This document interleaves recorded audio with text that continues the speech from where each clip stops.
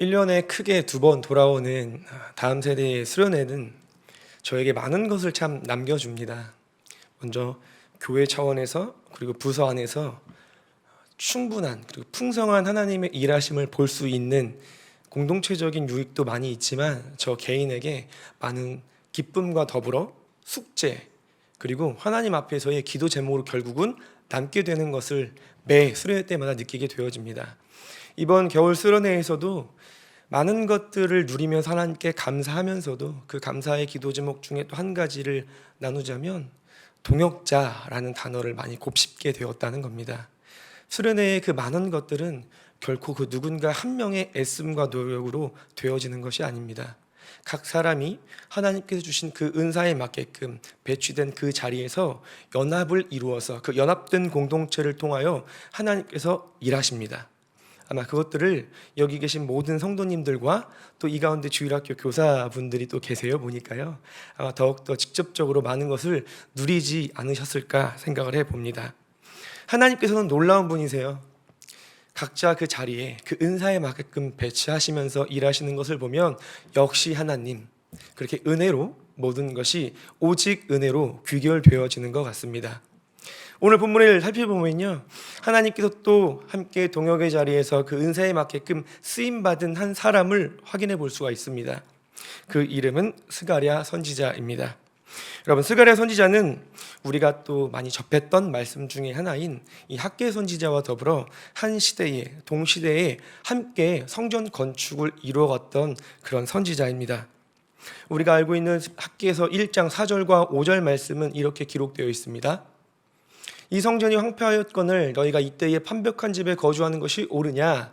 그러므로 이제 만군의 여호와가 이같이 말하노니 너희는 너희의 행위를 살필지니라. 아멘. 학개 선지자의 이런 어투는 명확합니다. 그리고 강력합니다. 짧게 몇 개월 되지 않는 약 4개월간의 그 짧은 선지 사역을 했지만 그 짧은 사역 속에서 그의 메시지는 직설적이고요. 행동을 바로바로 꼽을 정도로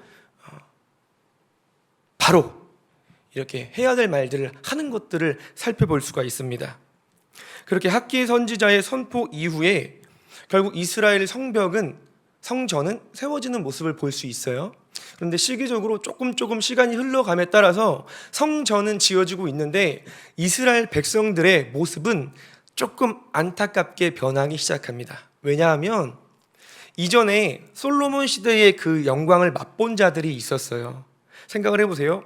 어마어마한, 정말 세상에서 볼 둘도 없이 찾아볼 수 없는 그 어마어마한 금으로 만든 성전을 보다가 어떤 면에서 정말 요만한 별것 아닌 작은 형태의 성전이 지어져지는 것을 봤을 때 그것을 맛본 자들의 마음은 어떠하겠습니까?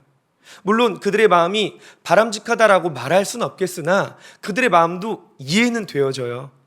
정말로 비싸고 정말 맛있는 그런 것들을 먹다가 별것 아닌 작은 것들을 먹으려고 하니 그 누가 이 마음에 차겠습니까?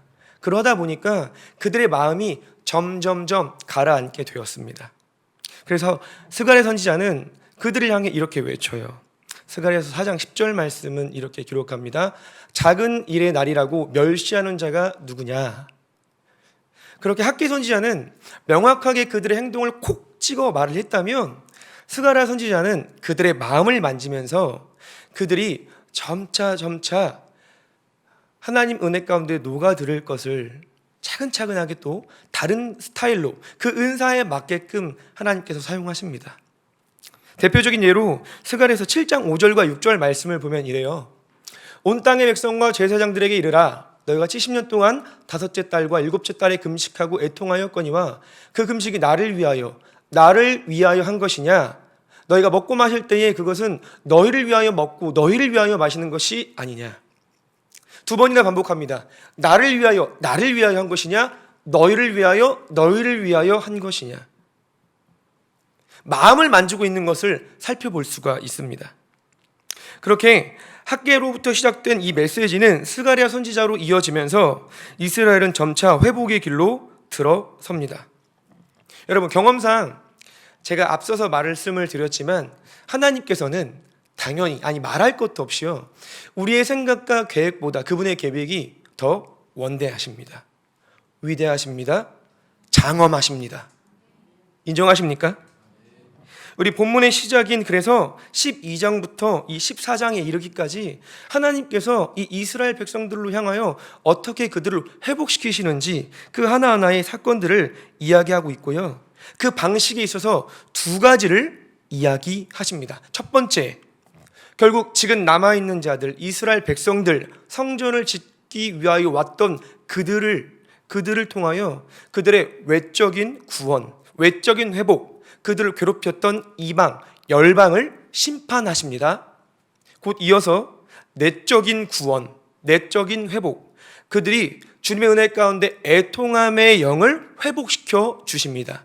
이 두 가지를 통하여 이스라엘이 살아나는 것을 12장부터 이 뒷부분 14장까지 살펴볼 수가 있습니다. 우리 함께 본문 1절 말씀을 다시 한번 읽어볼까요? 시작. 이스라엘에 관한 여호와의 경고의 말씀이라. 여호와 곧 하늘을 펴시며 땅에 터를 세우시며 사람 안에 심령을 지으신 이가 이르시되 아멘. 여러분, 이스라엘에게 있어서는 구원을, 이반 민족에게는 경고라 하시는 심판을 선포하심으로써 하나님께서는 먼저 자신이 누구이신지를 명확하게 드러내고 계십니다. 1절만 보더라도 여호와 곧 하늘을 펴시며 땅에 터를 세우시는 분입니다. 사람 안에 심령을 지으신 분입니다. 이 말씀이 왜 의미가 있냐면 제가 방금 앞선 12장부터 14장까지 하나님이 어떻게 앞으로 이스라엘 백성들을 세우시고 회복시키실 것을 두 가지, 외적, 내적 회복이 있다고 말씀드렸잖아요. 이 1절이 되게 의미 있는 것은 여호와 곧 그분은 하늘을 펴시며 땅에 터를 세우시는 이 온 땅을 다스리는 분임을 말씀하시면서 결국 내가 이방을 심판할 자격이 있는 주권자라는 것을 보여주고 계시는 겁니다. 더불어서 사람 안에 심령을 지으신 이가, 사람을 창조하신 분으로서 그들의 내적 회복, 즉 그들 안에 애통함을 회복시킬 수 있는 분임을, 그 주권을 갖고 계신 분임을 1절 말씀에서 먼저 명확하게 보여주고 계시는 겁니다. 그런 점에서 여러분, 이 1절 한 절에서만 보더라도 우리에게 너무나도 귀한 가치를, 깨달음을 발견할 수 있는 겁니다. 무엇입니까? 참된 회복, 즉 구원은 하나님을 아는 것에서부터 시작된다는 겁니다. 그렇기 때문에 요한복음 17장 3절 말씀은 이렇게 말합니다. 영생은 곧 유일하신 참 하나님과 그가 보내신 자 예수 그리스도를 아는 것이니이다. 바라기는 오늘 이 시간을 통하여 하나님을 아는, 그렇게 지식으로만이 아니라 진정 이 복음을, 이 회복의 시작을 맛보는 여러분 되시기를 주님의 이름으로 소망합니다. 한 번의 단회적인 것이 아니라 매일매일 하나님의 그 말씀 앞에, 복음 앞에 살아나는, 회복되어지는 그 살아있는 구원의 과정들을 맛보는 하늘빛 우리 교회가 되기를 간절히 소망합니다. 이어지는 말씀을 살펴보면요, 이방 민족을 심판함으로써 이스라엘이 외적인 구원을 누리게 되는 것을 본문에서 확인할 수가 있습니다. 그런데 그 전에 저희가 한 가지 용어만 좀 짚고 넘어가도록 하겠습니다. 2절 말씀을 보면요, 하반절에 이렇게 쓰여 있어요. 예루살렘이 애워싸일 때에 유다에게까지 이르리라. 2절 한 번만 띄워주실 수 있을까요? 네, 아랫부분 밑에서 두 번째 줄을 보면은 예루살렘이 애워싸일 때에 유다에게까지 이르리라 라고 합니다. 우리가 일반적으로 생각할 때 예루살렘과 유다는 뗄래야 뗄 수가 없어요. 그렇죠? 그런데 여기서는 유다와 예루살렘을 구분해서 설명을 하고 있습니다. 이게 왜 그러냐면 잘못된 표기가 아닙니다. 이 당시 비슷한 시기에 느헤미야 1장 2절 말씀은 이렇게 쓰여 있습니다. 내 형제들 가운데 하나인 하나니가 두어 사람과 함께 유다에서 내게 이르렀기로 내가 그 사로잡힘을 면하고 남아있는 유다와 예루살렘 사람들의 형편을 물은즉. 여러분, 여기서도 동일하게 예루살렘과 유다를 좀 구분해서 설명하고 있는데요, 이것은 다른 성경에서도 제가 여러 용례들을 살펴보니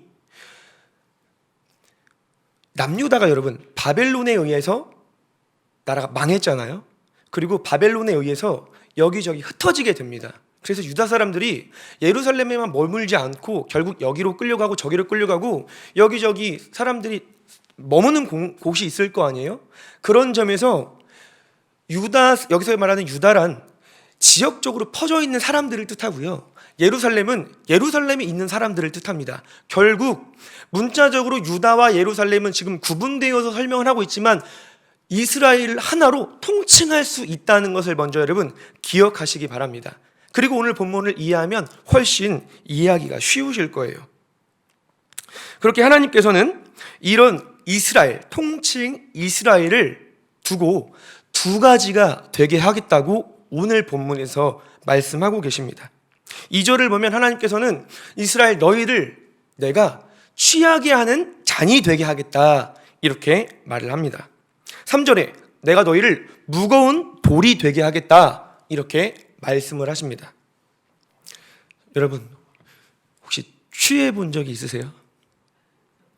잠깐 웃으신 분들은 맛을 아시는 분이 아닐까 생각을 해봅니다. 여러분 제가 섬기는 중등 부서를 두고 볼 때 아이들이 다양한 것에 좀 취합니다. 대표적으로 게임이 될 수 있겠고요. 또 하나는 또 영상이 될 수 있겠고요. 미디어라고 할 수 있겠죠. 그리고 또 음란물에 또 취하는 것을 또 살펴보게 됩니다. 또 그 취한다는 것의 대상을 아마 저희 어른들로 우리 성도님들로 좀 한정해 볼까요? 알코올에 취할 수도 있을 것이고요. 또 누군가는 정말 일 중독이라고 하죠. 일에 취할 수도 있을 것이고요. 또 그 외에 다양한 것들을 취한다고 도박에 누군가는 또 우리를 말하는 건 아니고요. 도박에 취한다 이렇게 말할 수 있을 겁니다. 이 취한다는 표현은 어떤 것에 깊이 빠지는 것을 넘어서서 단순히 어떤 것에 깊이 빠지는 것을 넘어서서 우리의 이성으로 분별하고 판단하기 어려울 정도로 무언가를 끊어낼 수 없는 상태를 말한다고 이야기할 수 있습니다. 그런 점에서 하나님께서 이스라엘 백성들로 하여금 여러 열방에 취하는 잔이 되게 하신다는 것은 결국 이스라엘을 취하게 하는 잔으로 삼겠다는 것은 이스라엘을 구미가 당기는 먹잇감이 되게 하신다는 것을 뜻합니다. 다시 한 번만요. 학생들로 제가 한정을 해볼게요. 중등부 학생들로 하나요? 쉽게 취한다는 것은 그들에게 게임이 되든 미디어가 되든 음란물이 되든 그들이 정말로 내적으로 원하는 무언가 구미가 당기는 것을 말한다고 할 수 있을 겁니다. 그렇다면 이스라엘 백성들이 열방에 취하는 잔이 되게 한다는 것은 열방으로 하여금 구미가 당기게 하는 그 어떠한 먹잇감이 되게 한다는 것을 뜻하는 겁니다. 즉 호시탐탐 이스라엘을 노리는 정말 틈만 나면 그들을 약탈하게 만드는 그 무엇인가 대상이 되게 할 것이다. 이런 점에서 이스라엘 백성들이 이 말씀을 받았을 때 많이 무서웠을 겁니다. 두려웠을 겁니다. 아니 지금도 우리가 연약하고 이제서야 다시금 포로의 생활에서 돌아와 우리가 회복되는 과정 가운데 지금 있는데 하나님 우리를 이렇게 다시금 이전처럼 약탈자의 먹잇감이 되게 하신다니요. 충분히 이렇게 생각할 수 있지 않겠습니까? 이뿐이 아닙니다. 3절에 보면 무거운 돌이 되게 하신다고 말합니다. 단순히 거대한 돌이 아닙니다. 무거운 돌이 되게 하신다. 아마 남성분들은 이해하실 수 있을 거예요. 누군가 혹은 우리 아내분들이 무언가 집안에서 무언가를 들을 때 좀 끙끙대는 것을 보면 어떠하십니까? 먼저는 마음이 아프시겠죠? 네, 그러시는 거 맞죠? 네, 마음이 아프지만 동시에 어떤 면에서 아내를 얕잡아 본다는 의미가 아니라 이것도 못 들어? 네, 그런 마음을 가지고 그것을 들으려고 할 겁니다. 이 정도쯤이야 내가 들 수 있지. 더 젊으셨을 때 혹은 저보다 저만한 때 저처럼 젊었을 때, 더 저보다 어렸을 때는 그 무엇인가 상대방이 끙끙대는 것을 볼 때 저 정도는 한번 들어줘야지 이런 생각을 하셨을 거라고 생각이 되어집니다. 그런데 그런 것을 두고 볼 때 본문에서 말하는 무거운 돌이란 어떤 면에서 만만한 대상이 된다는 것을 말하는 겁니다. 아마 여러분들 공감하실 거예요. 이 정도쯤이야 라고 말하는 그 무엇인가. 그런데 이스라엘 백성들로 하여금 이 정도쯤이야 너희들 그만큼 내가 툭 건들 수 있을 정도로 만만한 것들이야. 하나님께서 이스라엘 백성들을 열방으로 하여금 그 정도밖에 되지 않는 존재로 다시금 만드신다고 하는 겁니다. 만만하면 어떻습니까, 여러분? 한번 툭 건드는 게 중요한 게 아니라 언제든지 건들 수 있잖아요. 얘 별것 아니네? 그럼 한 번 괴롭히는 게 아니라 지속적으로 괴롭힐 수 있잖아요. 여러분, 우리가 이 세상에 살아가면서 쉽지 않은 일들을 많이 마주합니다. 근데 정말로 우리에게 어려운 것은 이따만한 엄청난 일일 수도 있겠지만 더 실질적으로 우리에게 스트레스가 되고 우리에게 어려운 것은 하나의 큰 사건이라기보다는 지속적으로 들어오고 지속적으로 나를 괴롭히는 그 무엇인가가 아마 아닐까 생각을 해봅니다. 우리의 시선을 계속 뺏어가는, 우리가 계속해서 신경 쓰게 만드는, 그래서 우리로 하여금 힘들게 하는 것은 하나의 엄청난 사건보다는 계속해서 우리의 마음을 갉아먹음으로써 나에게 스트레스를 받게 하고 내 마음을 빼앗아가는 아마 그런 것이라고 생각이 되어집니다. 그런 거예요.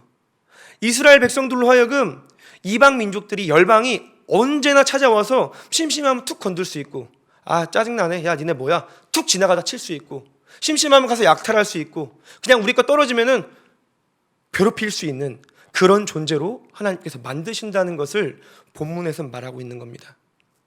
본문은 두 가지를 말했습니다. 이스라엘 너희들 내가 어떻게 할 거냐면 이 동서남북 너희 주변의 열방들로 하여금 언제든지 건들 수 있는 그런 만만한 무거운 돌이 되게 할 것이고, 동시에 너희들이 언제든지 먹잇감이 될 수 있는 취하게 하는 잔으로 내가 만들 거야. 지금 이것을 말하고 있는 겁니다. 그런 점에서 여러분, 이 당시에 남아있는 자들, 이스라엘을 하나님께서 먹잇감, 즉 만만한 것들이 되게 하신다는 이 표현은 오늘날을 살아가는 우리들에게 참 의미 있고 곱씹어야 될 것이 뭐냐면, 결국 이 당시에 남은 자들, 오늘 이 땅을 살아가는 그리스도인인 우리들에게 동일한 원리 가운데 작용되기 때문인 겁니다. 여러분, 그리스도인은요 세상의 표적입니다. 다시 한 번만요. 그리스도인은 이 땅의 표적입니다. 무슨 표적입니까? 언제든지 세상이 쉽게 건들 수 있는, 언제든지 세상이 가만두지 않는 그런 공격의 대상이 된다는 겁니다. 그래서 아마 우리 이런 것들을 아마 많이 들으시거나 여러분들도 생각한 적이 있으실 것 같아요. 주님, 내가 이렇게 하나님을 섬기고 믿는데 왜 내 삶은 이렇게 피폐해요? 왜 나는 하는 것마다 이렇게 안 돼요? 왜 나는 하나님께 이렇게 기도하는데 내 삶의 열매는 이것밖에 되지 않는 거예요? 라고 생각하실지 모르겠습니다. 또 어떤 분은 그러한 모습 때문에 하나님 왜 저는 이러합니까? 라고 하나님을 원망하신 적이 있을지도 모르겠습니다. 근데 여러분, 오늘의 이 말씀을 통해 우리는 다시 한번 우리의 정체성에 대해서 돌아봐야 합니다. 우리는 세상으로 하여금 세상의 표적이기 때문인데 언제든지 우리의 삶 가운데 힘들고 어려운 일이 찾아온다는 것은 어쩌면 존재론적으로 당연하다는 것을 여러분 기억하시기 바랍니다. 베드로전서 5장 8절 말씀은 이렇게 말합니다.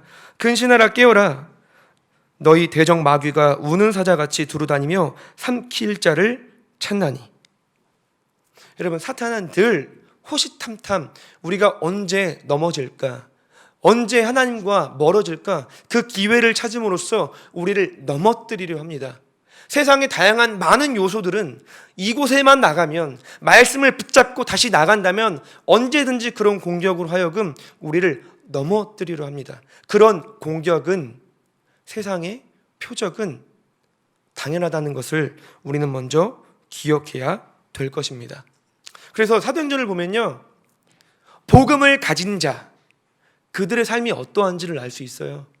복음을 선포하는 자들의 삶이 어떠합니까? 계속해서 붙잡혀요. 사람들에게 돌을 맞거나 아니면 감옥에 갇히거나. 대표적으로 스데반 집사님만 한번 보시기 바랍니다. 같은 집사죠. 스데반 집사님만 보시더라도 복음을 전하다 돌을 맞아 순교하였습니다. 제가 감히 그분의 삶을 쉽게 가벼이 이야기한다는 것이 아니라 그 당시에 그 돌에 맞아 순교하는 것은 어쩌면 당연하다는 거란 말입니다. 지금 이 시대를 살아가는 우리들과 세상의 핍박의 형태만 다를 뿐 그 당시 복음을 선포함으로써 돌을 맞는 것이나 이 땅에서 그리스도인으로 복음을 붙들고 살아가는 우리들이나 주어지는 형태만 다를 뿐 그리스도인으로서 이 세상의 표적이 된다는 것을 여러분 우리는 다시금 본문을 통해 기억해야 될 줄로 믿습니다. 하나님의 섭리. 비록 우리가 세상의 표적이 되지만 우리가 위로가 되는 것은 그것마저 하나님의 섭리 가운데 있다는 겁니다. 더불어 더 다행이면서 감사한 것은요, 세상의 표적이 되는 것으로 끝나지 않는다는 거예요. 세상의 표적만 되면요 너무 소망이 없을 것 같아요. 지칠 것 같아요. 에너지만 낭비될 것 같아요. 그 어떤 위로도 어떤 면에선 받지 못해 지치는 삶을 삶만 살 것 같습니다. 그러나 오늘 본문 3절과 4절을 보면 그 가운데 우리에게 희망이 있음을 볼 수 있습니다. 아까 제가 하나님께서 이스라엘 백성들로 하여금 무거운 돌이 되게 한다 말씀드렸잖아요. 3절을 보면 그 돌을 드는 자는 크게 상할 것이다 라고 말을 합니다. 그 돌을 드는 자는 결국 하나님의 백성을 만만하게 여겼던 자는, 결국 그들을 먹잇감으로 생각했던 그들은 결국 하나님의 심판을 받게 될 것을, 그들은 상하게 될 것을 혼자 들다가 허리가 부러지거나 그러한 하나님의 심판이 있을 것을 말을 하고 있고요. 4절 또한 마찬가지입니다. 결국 유다 족속은 하나님께서 돌보지만 그 외 이방 민족은 하나님께서 그 눈을 멀게 하신다, 이렇게 말을 합니다. 유다 족속은 내가 돌보고 모든 민족의 능력, 결국 그 군사력을 쳐서 눈이 멀게 할 것이다. 여러분, 열왕기상 6장 15절에서 17절 말씀을 보면요, 이 심판이 어떤 건지 조금 더 명확하게 우리들에게 힌트를 줍니다. 우리 한 목소리로 한번 읽어볼까요? 시작. 하나님의 사람이 사환이 일찍이 일어나서 나가보니 군사와 말과 병거가 성읍을 애워싸는지라.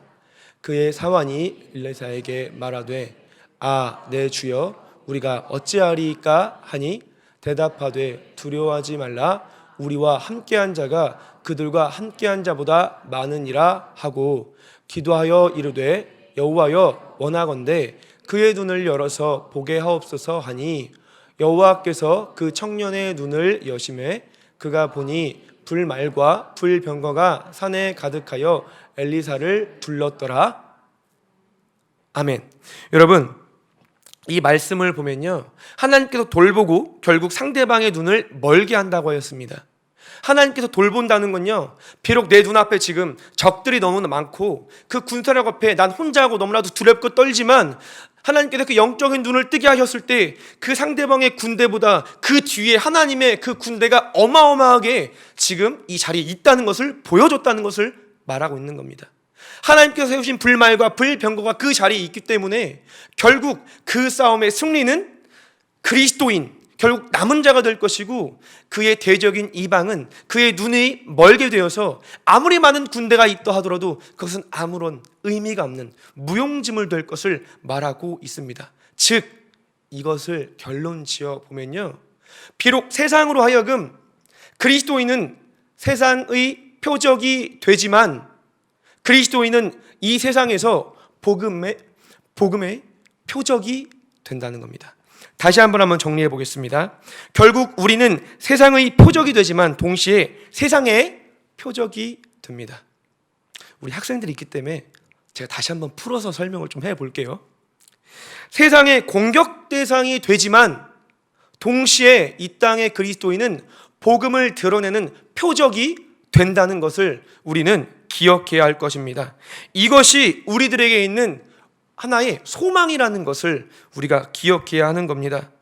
그렇기 때문에 비록 이 땅 가운데 내가 삶을 살아감에 있어 많은 세상의 고난과 위협들이 하루하루 내게 찾아오고 어떤 면에서 버틸 수가 없을지도 모르고 지금도 여전히 이 자리에서 혹은 영상으로 예배드리는 그 어떤 성도님께서는 제가 알지 못하는, 그 누구도 알지 못하고 오직 하나님만 알고 계시는 그 고통 가운데 있을지 모르겠지만 결국 세상의 표적이 될지 모르겠지만 결국 여러분들은 하나님께서 여러분들을 통하여 복음을 드러낼 표적으로 삼으신다는 것을 우리는 기억해야 할 줄로 믿습니다.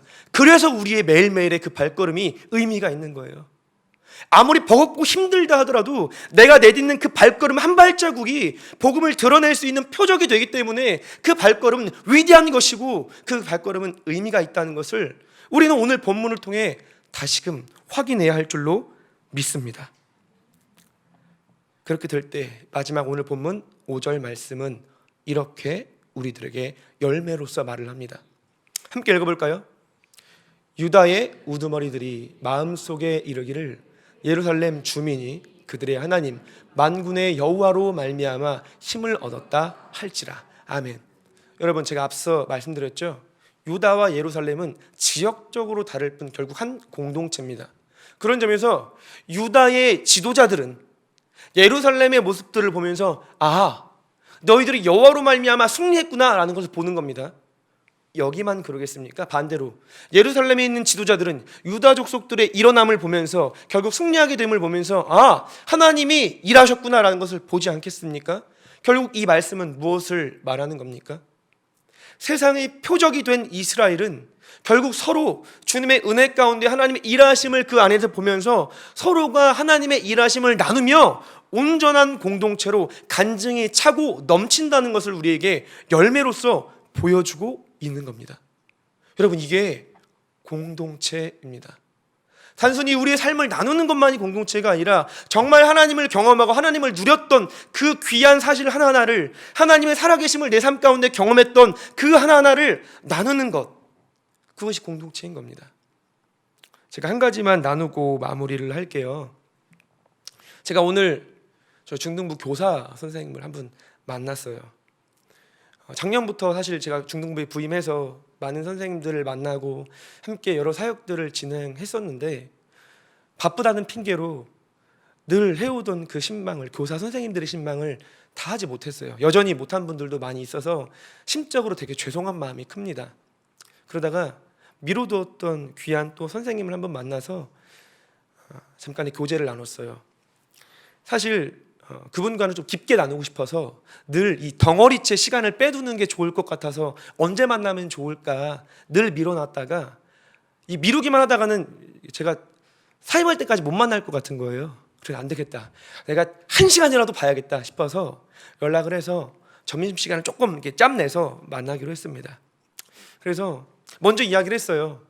오늘 만나자고 한 게 어떤 특별한 의미와 호구 조사를 하려는 게 아니라 제가 선생님에 대해서 다른 사람을 통해 듣기만 했고 선생님의 입으로 선생님이 어떤 분인지를 많이 못 들어봐서 오늘 정말 듣고 싶어서 알고 싶어서 만나려고 왔어요 라고 정중하게 이야기를 했습니다.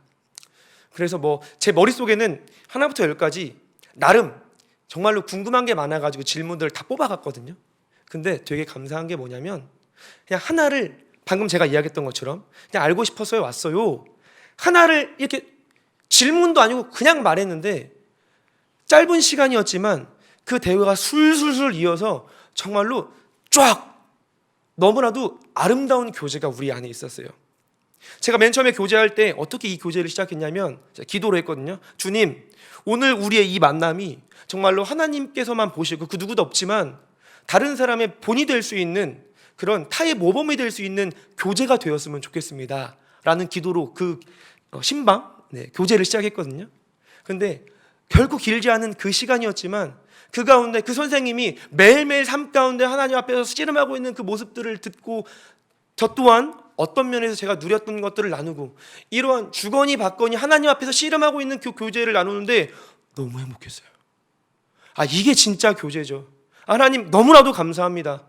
그래서 위로해주고 이게 아니에요. 그냥 주님을 나눴어요. 주님으로 기뻤어요. 주님으로 도전받았어요. 그래서 제가 어떤 말을 했냐면 앞으로 더 선생님의 입술 가운데 나오게 될 그 주님을 제가 기대하게 됩니다. 이렇게 교제를 마무리했습니다. 여러분, 앞으로 이제 목자 모임도 시작해서 여러 목장 모임 시작할 터인데 우리가 나눌 수 있는 교제는요, 참된 공동체의 교제는 단순히 내가 어떠했음이 아니라 정말로 하나님이 어떠한 분인지 내가 누렸던, 내가 누리고 싶은, 내가 꿈꾸는, 성경에서 말하고 있는 그 주님을 우리가 나누는 그런 공동체가 되었으면 좋겠습니다. 이런 오늘 본문에서 드러난, 비록 내가 삶 가운데 많은 세상의 표적에 대해서 지치고 힘들고, 비록 내가 말할 수 있는 건 어쩌면 신음소리밖에 없을지 모르겠지만, 하나님께서 그런 우리를 통하여 세상의 복음으로서의 표적이 되게끔 하신다고 하셨으니, 그 표적을 나눔으로써 정말로 주님을 함께 나누는 진정한 공동체가 되었으면 좋겠습니다. 이것을 기도 제목으로 삼고 하나님 앞으로 나아가는, 앞으로의 모든 소그룹을 시작하는 하늘빛 우리 교회가 되었으면 좋겠습니다. 특별히 오늘 본문 말씀을 보면서 제가 한 가지 좀 마지막으로 말씀드리고 아까도 마지막이라 했는데 또 마지막이라고 하네요. 하고 싶은 말이 많은 것 같아요. 우리가 늘 말씀을 받으면 여러모로 결단을 하게 되고 하나님 앞에서 이렇게 살아가겠다고 우리의 행위를 다시는 다잡습니다. 그러나 저는 오늘 본문을 묵상하면서 저는 다른 그 무엇보다 제가 앞선 것들을 나누었지만 이런 많은 것들 속에서 결국 우리가 예수 그리스도의 삶으로 귀결되었으면 좋겠습니다. 여러분, 주님을 보십시오. 이 땅에 오셔서 세상에 표적이 되셨어요. 그를 가장 많이 안다는 그 제사장들이 오히려 앞장서서 소리 외치며 예수님을 십자가에 못 박았습니다. 하나님을 가장 많이 안다는 그들이 예수님을 버렸습니다. 예수님을 죽였습니다. 하지만 그 예수님은 동시에 복음으로서 그 자체로 표적이 되셨습니다. 그 예수님이 표적이 되셨기에 결국 이 땅을 살아가는 우리들에게끔 그 복음의 유산이 흘러들어와 우리가 이렇게 이 자리에서 함께 주님을 높이며 찬양하고 있지 않겠습니까? 그러하기 때문에 결국 우리가 무엇을 행하겠다는 그 행위와 결단보다 더 중요한 것은 비록 표적이 되었지만 다시금 표적으로 그 온전한 길을 걸어가신 예수님의 발자취를 따라가는 것, 결국 우리가 이 시간 우리의 삶 가운데 붙들어야 할 유일한 한 가지는 그 예수님의 삶을 그저 뒤따라가는 것, 그것이 우리의 결론이 되어야 할 줄로 믿습니다. 함께 우리 오늘 말씀 기억하면서 찬양하고 기도의 자리로 나아가도록 하겠습니다.